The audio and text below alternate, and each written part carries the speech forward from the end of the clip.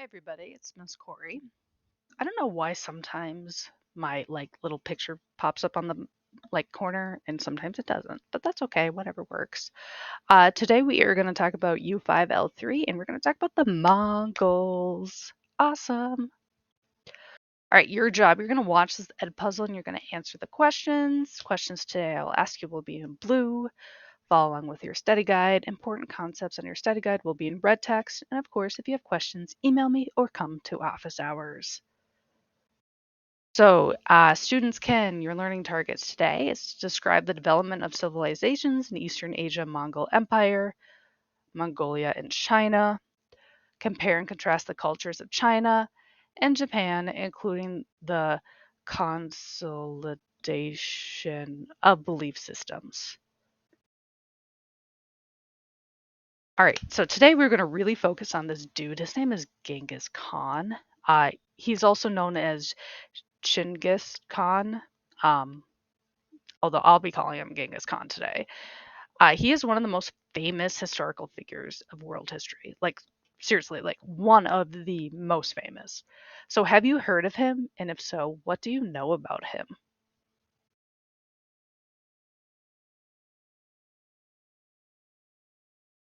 So, Genghis was once the ruler of Mongolia and China. One of Genghis Khan's most famous quote is, "If you want to retain your possessions and conquer your enemies, you must make your subjects submit willingly and unite your diverse energies to a single end." From this quote, what kind of ruler do you think Genghis Khan was?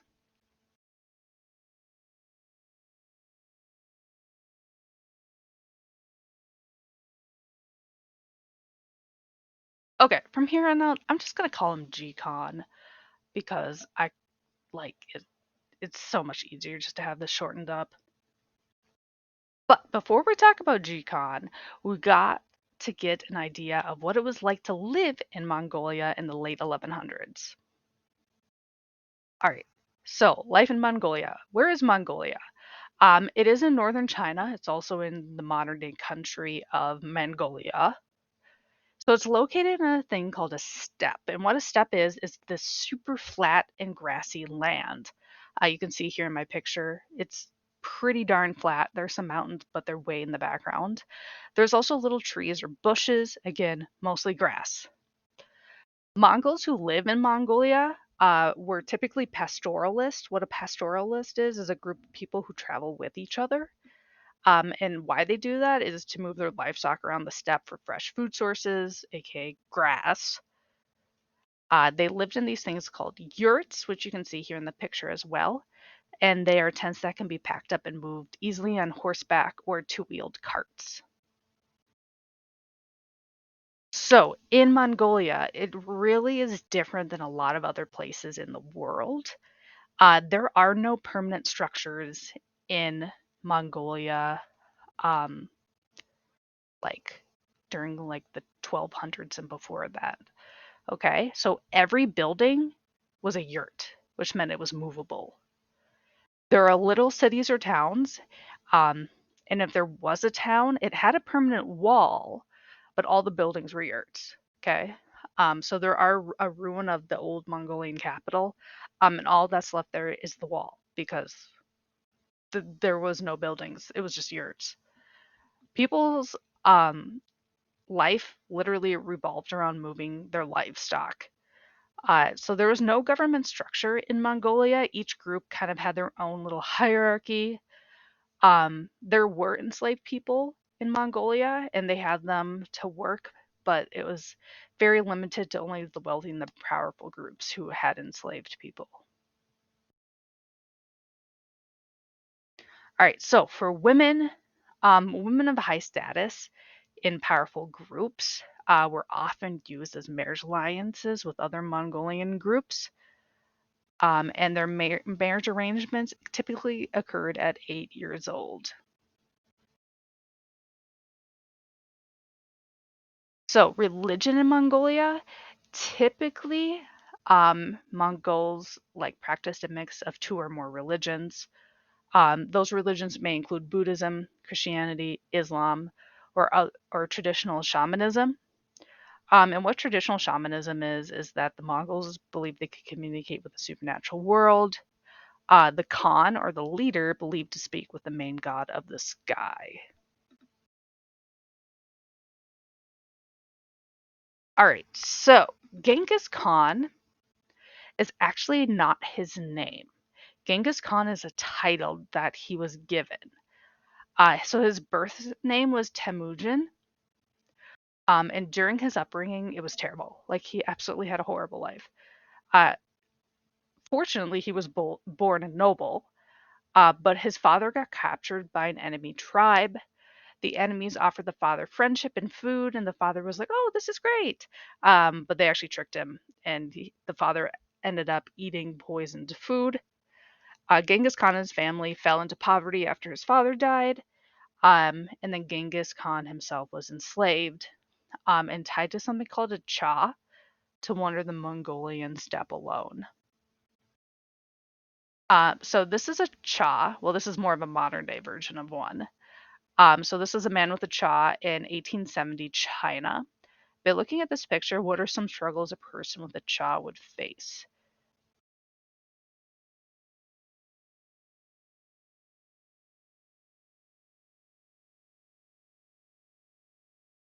So yeah, these are going to be some of the problems that Genghis Khan faced when he was enslaved as a child. So the board is way too big.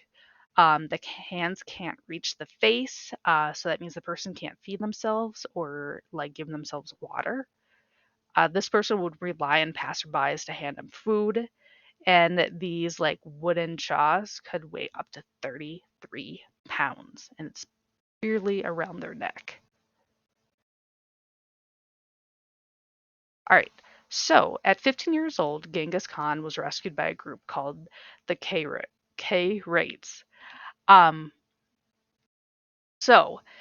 During this time, he really like developed a lot of his morals. So there he learned to respect all religions, even if he didn't practice them. He respected all religions. He also learned military tactics, necessities of dealing harshly with enemies, culture of Inner Asia, and how to do economics too. So in 206, the Kurates and allies became one group um, called the Mongols. The Mongols appointed Genghis Khan as their leader. Again, that's not his real name, that's his title. So Khan means leader. And here's kind of the long story short about him. So by 1215, the Mongols captured China's capital, so Yanjing, but today we call it Beijing. And by 1221, Mongols had captured land stretching as east from China all the way to modern day Iran and the Caspian Sea. Yeah, they controlled that much land. So here's a picture of all the land that the Mongols would rule. So you see here, up here is Mongolia, so kind of like the homeland of the Mongols. They captured everything down here through China, starting to dip a little bit into or Southeast Asia, all the way through here. Now it's going into the Middle East. You can see that this would be like where Iran is, and the Caspian Sea is right here. So they ruled all of that. And then his predecessors, or not predecessors, his descendants would then also conquer all the way up here into what modern day Ukraine is and up through Moscow. All right, so Western and Asian history books like to make Genghis Khan look like a villain. Did he kill countless people and sexually assault many women? Yeah, he did. Okay, I'm not going to deny that. But he did some beneficial policy making too. So Genghis Khan encouraged Mongols to go into the trade and or become merchants. The reasons for this is that Mongols are really familiar with harsh terrains on the steppes and deserts. So Mongols have the equipment and they also know the lifestyle to move around. Genghis Khan also welcomed Europeans to trade with the Mongols. Okay, he encouraged people to travel. The Mongols actually created a passport. And it's somewhat similar to kind of like the passports that we use today. So it's called a passia in Chinese. In order to keep track of merchants, like who was allowed to go into the Mongol Empire, this was kind of like an ID badge, and to also help with language barriers. Okay, so if a merchant didn't know the language, they could just like show the person this, and they'd be like, "Oh yeah, you're a merchant. Okay, go on through." So Genghis Khan's successful policies on trade led to something called Pax Mongolica. And what Pax Mongolica means is it just means that the free trade among the entire empire without borders or taxes. So that's right. Genghis Khan ruled Mongolia, but he actually didn't implement any taxes. Pretty crazy.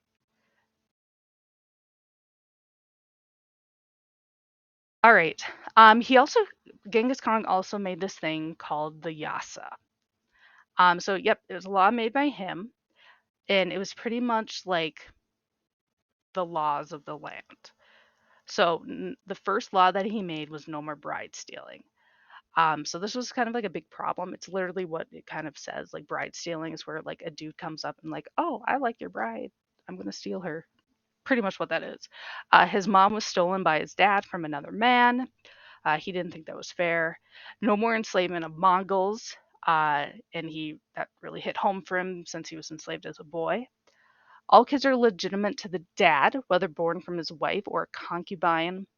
A concubine is kind of like a person forced to carry another person's child, I guess. Yeah. Okay. I'll leave it there. Um, four, no more livestock theft. Because again, the big economy of the Mongols, besides trading, was livestock. Number five would be all religions are welcome. And he also did not have a tax on temples or clergy. So, hmm, how did the Mongols defeat such large areas of land and massive armies? Okay, so again, here's a map of all the land that the Mongols controlled. Ah, do you remember from my Ed puzzle last week? Horses. That's right, horses were the main weapon of the Mongols. Again, horses, they can be used for riding, they can pull stuff, you can eat horses, you can use them in warfare, and of course, what other way but to use them as glue? Duh, don't eat the glue. It might be horse. Mongols perfected the use of saddles and stirrups as well.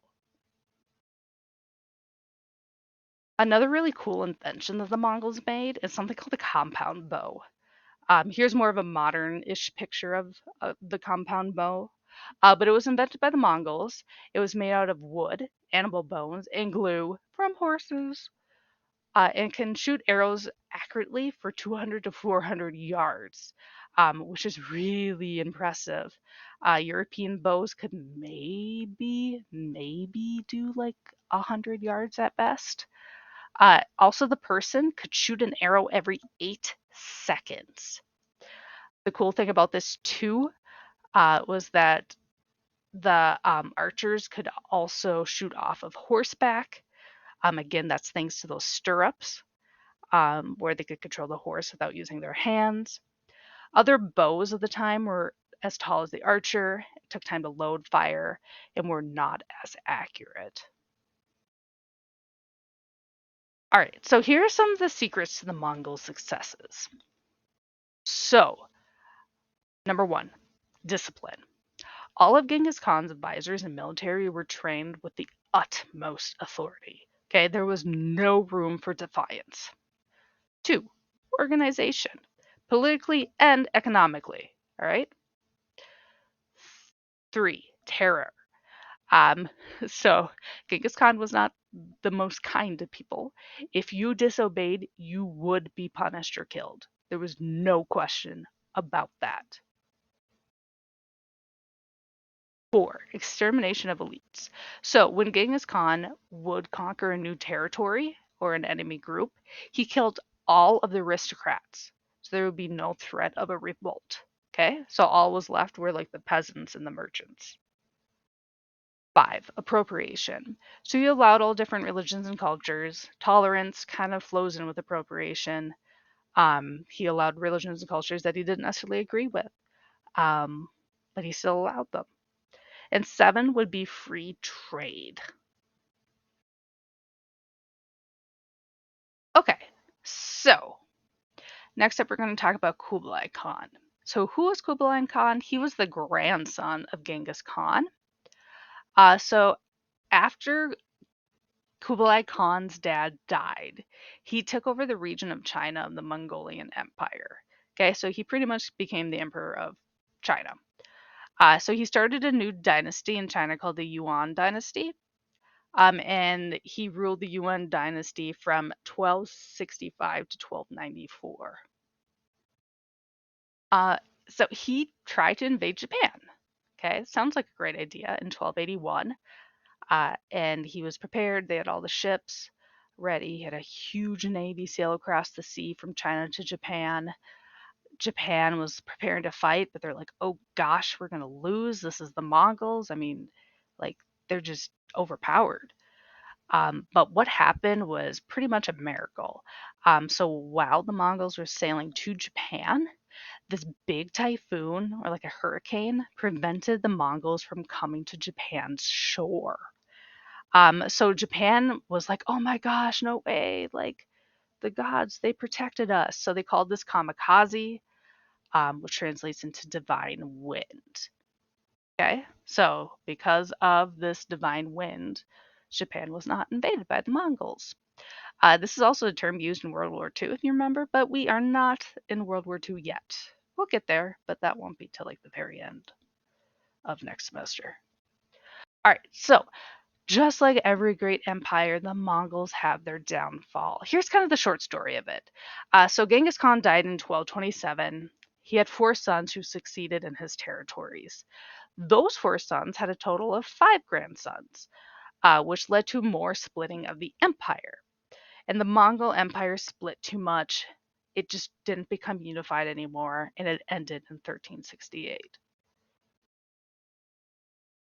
Wait, question. I'm looking through the study guide and I see this like name. So what's with this like Marco Polo vocab word that you have in the U5-L1 study guide? Like Marco Polo? Like, well, duh. It's the game we play with kids in the pool. Or, yeah, it's the game the kids play in the pool. Whatever. All right, so he is more than just a pool game. So Marco Polo, he was actually a real person. You're like, seriously, he was a real person? Yes, he was a real person. He lived from 1254 to 1324. Um, he is from Italy, and he traveled the Silk Road in the Mongol Empire. Now, when I was making the slideshow, I was like, oh, snap, I forgot that you're not going to learn about the Silk Road until next lesson. But what the Silk Road was, it was just like a giant trading route. So during his journey on this giant trading route, he wrote a book about his travels, and this became like an instant hit in Europe. Oh, fun fact, when Christopher Columbus sailed to the Americas, he had his Marco Polo's book on his ship. All right. Oh, yeah, this map's kind of cool too because it actually shows the route of Marco Polo. So you can see that Marco Polo started in, where did he start? Oh, he started not in Italy, he started in Armenia. Sorry. And then he went like down here through Iran, and then he went up here. And then he started entering in through China, up here to Beijing. Totally kind of like went around and then kind of sailed back to Europe. So he definitely traveled the world, especially for someone at his time period. Like, that's pretty impressive. All right, so let's wrap up for today, shall we? So today we learned about what it was like to live in Mongolia, Genghis Khan, and how the Mongols successfully conquered a lot of Asia and parts of the Middle East. How Genghis Khan was so successful, and also Marco Polo is more than just a pool game. Our game. It's all right. So next up, you are going to watch the U5-L4, the Silk Road Ed puzzle. This is a crash course video with John Green. I really like crash course videos, but sometimes they're really tricky because he makes a lot of side notes and he goes really fast through the content. Um, so yeah. After that, you're going to do the U5-L3 Ancient Japan, Heian, and Shogunate's Ed puzzle. And then if you have any questions or comments or you want to learn more, you're more than welcome to email me or come to office hours Thursday and Friday from 12 to 1. All right, that's all I got for you today. Have an awesome day, y'all.